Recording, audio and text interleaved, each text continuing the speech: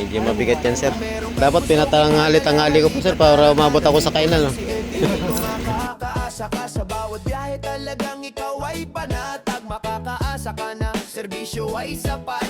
Ang pangalan ay Edilito sa Tokia. Siya ay mapagkakatiwalaan talaga, kahit saan man o kahit kailan. Kung may gusto kang ipadala, talagang maaasahan. Kahit anong klase ng kagamitan, kahit malayo man ay handang puntahan.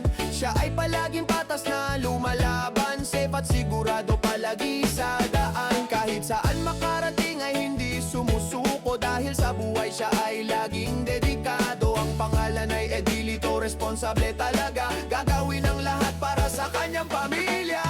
Nandito lang si Edilito, kung may gusto kang ipadala, palagi kang makakaasa, hindi ka mabibigo. Andito na tayo sa Murani. Murani Bataan. Murani North Elementary. Pesta rito bukas yata. Ito mga karga natin paninda. Wala na talaga, guys. Balik na tayo. Baba tayo ng Bulacan. Kikinto o Malolos, marami dun eh. May pumutok kanina, San Simon to Fairview. Kulang-kulang 1-2 pero hindi natin inabot. Halos bumaon na nga yung daliri ko sa pagtusok ko sa cellphone, di ko pa rin nakuha eh. Wala, ganun talaga. Mayroon mas mabibilis ang kamay. Unaan talaga eh. Para sa pamilya lahat ay gagawin niya. Napakabuti at masipag talaga. Nakakuha tayo ng kasabay. Bigas naman papuntang San Pedro. 600 kg. Nakapuling pero sinabay na natin. Sayang din to.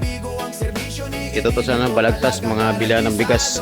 Edilito sa Tokia ang kanyang pangalan. Maaasahan kahit saan at kahit kailan.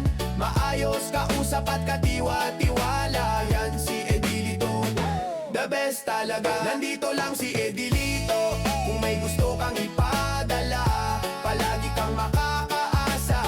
Hindi ka mabibigo, ang serbisyo ni Edilito. Ay nako, napasabak na naman tayo sa kalsada na to.